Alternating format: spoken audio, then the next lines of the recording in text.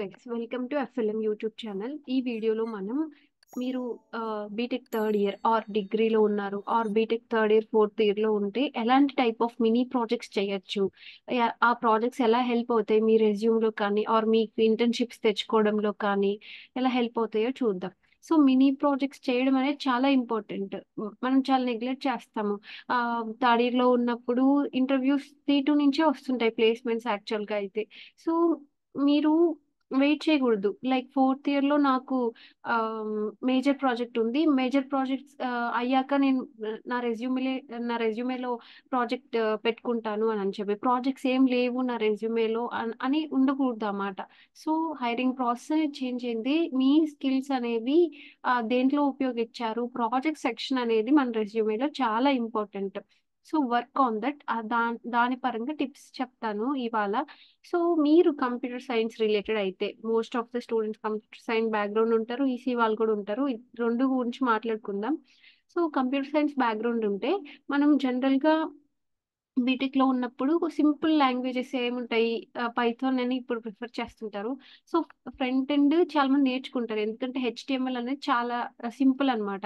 అంటే ట్యాగ్స్ ఉంటాయి. CSS okay. అంటే మోస్ట్‌లీ ఫ్రంట్ ఎండ్ ఎళ్తారు. సో ఫ్రంట్ ఎండ్ సైడ్ మనం ఎలాంటి ప్రాజెక్ట్స్ చేయొచ్చంటే, ఫస్ట్ థింగ్ నేను ప్రిఫర్ చేసేది జనరల్‌గా ఈ పోర్ట్‌ఫోలియో వెబ్‌సైట్స్ అనేవి ఇప్పట్లో చాలా ట్రెండింగ్ అనమాట. మీ ఓన్ పోర్ట్‌ఫోలియో వెబ్‌సైట్ అనేది బిల్డ్ చేయండి. అంటే మొత్తం ఎండ్ టు ఎండ్ చేయకపోయినా సరే, ఒక స్టాటిక్ అప్లికేషన్ అని ట్రై చేయండి. స్టాటిక్ అప్లికేషన్ అంటే సంథింగ్, అంటే మీకు పోర్ట్‌ఫోలియో వెబ్‌సైట్స్ ఎలా ఉంటాయి అనేది చూపిస్తాను. నే యాక్చువల్‌గా నేనిక్కడ ఒక పోర్ట్‌ఫోలియో వెబ్‌సైట్ తీసుకున్నాను. ఒక అబ్బాయిది, ఆయుష్ శర్మ అంట. ఇక్కడ పోర్ట్‌ఫోలియో వెబ్‌సైట్ ఆ అబ్బాయిది చూస్తే మీరు పోర్ట్‌ఫోలియో ఇక్కడ చూడొచ్చు. ఆ అబ్బాయి ఫస్ట్ ఇమేజ్ ఉంది. ఇమేజ్ యాడ్ చేశారు. తర్వాత అబౌట్ మీ సెక్షన్ పెట్టారు. ఆ అబ్బాయి గురించి చెప్పారు. అలాగే ఆ అబ్బాయి ఎక్స్‌పెక్టైజ్ ఏంటి, ఆ అబ్బాయి స్కిల్స్ ఏంటి అనేది పెట్టున్నారనమాట. బ్యాక్ ఎండ్ ఏమొచ్చు, ఫ్రంట్ ఎండ్ ఏమొచ్చు, టూల్స్ ఏమొచ్చు అనేది. సో మళ్ళీ కింద చూస్తే మీరు పోర్ట్‌ఫోలియో రీసెంట్ ప్రాజెక్ట్స్ ఏమేమి చేశారో చాలా నీట్‌గా పెట్టున్నాడు. సో ఒక బ్రీఫ్ లాగా ఇలా పెట్టి సోర్స్ కోడ్‌కి లింక్ ఇచ్చారు. లైవ్ డెమోకి లింక్ ఇచ్చారు. సోర్స్ కోడ్ అంటే ఆ అబ్బాయి గిట్‌హబ్ లింక్ అనేది ఇచ్చున్నాడనమాట. అలాగా. So not only technical. Next ఏంటంటే కాంటాక్ట్ మీ డీటెయిల్స్ లాస్ట్‌లో ఇచ్చినాడు. సింపుల్ పోర్ట్‌ఫోలియో కదా ఇది. అలాగే మీరు ఇక్కడ ఆ అబ్బాయి అంటే అన్ని టెక్నికల్ కాబట్టి పెట్టారు. సో టెక్నికల్ అన్ని స్కిల్స్ రావు నాకు, ఏం పెట్టొచ్చు అనంటే, not only technical, me hobbies కానీ ఆర్ మీ స్కిల్స్ ఏదైనా సరే అది. సో ప్రొఫెషనల్‌గా ఉండేలాగా ఏదైనా మంచిగా పెట్టండి. So that should looks good అనమాట. సో ఇలాంటి పోర్ట్‌ఫోలియో వెబ్‌సైట్స్ చేయండి. చాలా యూజ్ అవుతాయి మీకు. సో అలాగే e commerce website. E commerce అంటే మీకు తెలుసు. సంథింగ్ మన ఫ్లిప్‌కార్ట్, అమెజాన్ లాంటివే మీరు స్టాటిక్‌గా బిల్డ్ చేసుకోవచ్చు. ఇప్పుడు నేను ఇదొక తీసుకున్నాను బుక్ స్టోర్ వెబ్‌సైట్. సో ఇలాంటి స్టాటిక్ వెబ్‌సైట్స్ బిల్డ్ చేయొచ్చు. డైనమిక్ అయితే చాలా బెటర్. మీకు అంత స్కిల్ ఉంది అనుకుంటే try to build dynamic websites. మీరు బిల్డ్ చేసి ఇవ్వచ్చు. ఫ్రీలాన్సింగ్ చేయొచ్చు. ఇలాగా ఈ బుక్ స్టోర్ వాళ్ళది వెబ్‌సైట్. సో ఇలాంటి కామర్స్ వెబ్‌సైట్ అనేది బిల్డ్ చేసుకోవచ్చు కదా! చాలా బావుంటుందనమాట. సో ఇలాంటి ప్రాజెక్ట్స్ చేయడానికి ప్రయత్నించండి. అలాగే weather app.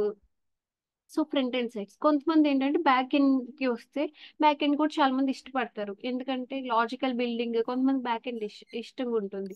So back end related ఏం చేయొచ్చు అంటే టు డూ లిస్ట్ ఏపీఐ. ఒక ఏపీఐస్ రాయొచ్చు మీరు.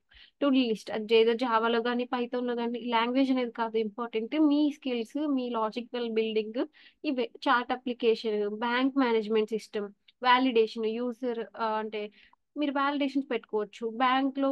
బ్యాంక్ అకౌంట్ ఉంది. మీరు విత్‌డ్రా చేయాలి, డిపాజిట్ చేయాలి. అలాంటి లాజిక్స్ ఇంక్లూడ్ చేయొచ్చు కదా దీంట్లో. సో వాలిడేషన్స్, లాజికల్ బిల్డింగ్ అనేది చాలా బాగా వస్తుంది. సో ఇలాంటి ప్రాజెక్ట్స్ చేయొచ్చు. ఇంకా ఎలక్ట్రానిక్స్ విషయానికొస్తే ఈసీ వాళ్ళు, ట్రిపుల్ ఈ వాళ్ళు చాలా మంది ఉంటారు.